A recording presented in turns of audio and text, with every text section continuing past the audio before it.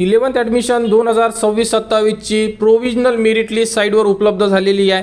Provisional merit list कशी check करायची, तर सर्वात प्रथम तुम्हाला साईटवर यायचं आहे।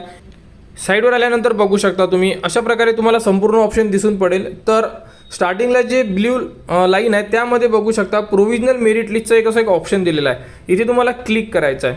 इथे क्लिक केल्यानंतर इथे तुम्हाला तुमचा ॲप्लिकेशन नंबर टाकायचा आहे। जो ॲप्लिकेशन नंबर म्हणजे तुमचा ID म्हणतो आपण, जो तुम्हाला रजिस्ट्रेशन करताना मिळालेला आहे ID, तर तो ID तुम्हाला इथे इन्सर्ट करायचा आहे। ID इन्सर्ट करा आणि त्यानंतर सर्चला क्लिक करा। बघू शकता ID इन्सर्ट केलेला आहे, सर्चला क्लिक केलेला आहे। इथे तुम्हाला तुमचा मेरिट नंबर मिळालेला आहे। तर या विद्यार्थ्याला 4,45,731 हा या विद्यार्थ्याचा मेरिट क्रमांक आहे।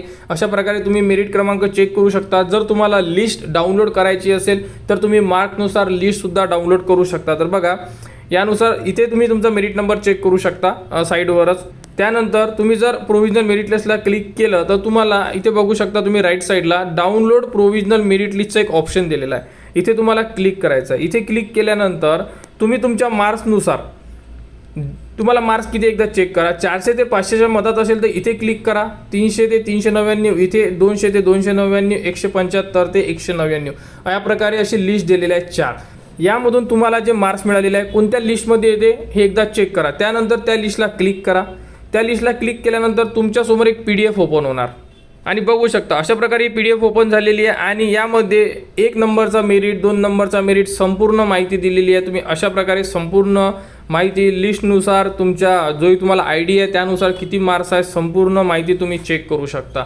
तर अशा प्रकारे तुम्ही लिस्ट डाउनलोड करून सुद्धा बघू शकता आणि डायरेक्टली तुम्हाला जर फक्त तुमचा मेरिट नंबर पाहिजे असेल तर तुम्ही तुमचा इथे ॲप्लिकेशन नंबर टाका, सर्च करा, तुम्हाला तुमचा मेरिट क्रमांक माहिती पडून जाणार। तर अशा प्रकारे तुम्ही तुमची मेरिट लिस्ट चेक करू शकता। तर ज्याही विद्यार्थ्यांनी पार्ट 1 भरलेला असेल आणि पार्ट 1 लॉक असेल त्याच विद्यार्थ्यांचं नाव मेरिट लिस्टमध्ये येऊ शकते। ज्यांनी फॉर्म अर्धवट भरलेला असेल त्यांचं नाव मेरिट लिस्टमध्ये येणार नाही। त्याप्रकारे तुम्ही चेक करून घ्या एकदा तुमचं नावसुद्धा मेरिटमध्ये आहे किंवा नाही आणि अशा प्रकारे मेरिट लिस्ट चेक करा।